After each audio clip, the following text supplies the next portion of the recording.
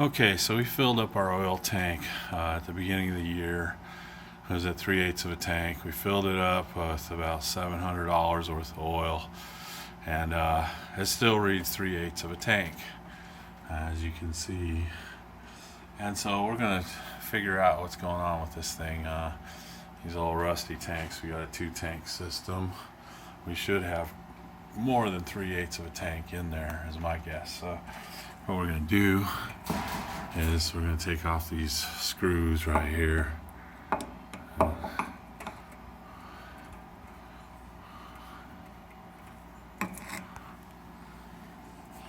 Which are all pretty loose.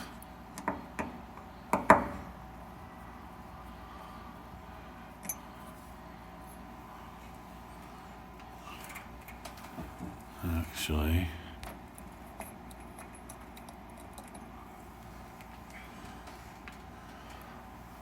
there's one more over here.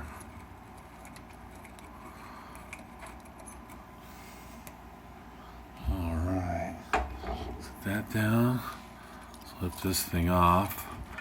This is your little floater. It goes down and it comes up, and it goes up till it's full, I guess. I don't know how that works, but it looks like it just got stuck. Is what it looks like. See if it goes back up. There it goes. Alright. Put this thing back on it. There she goes. Look at there.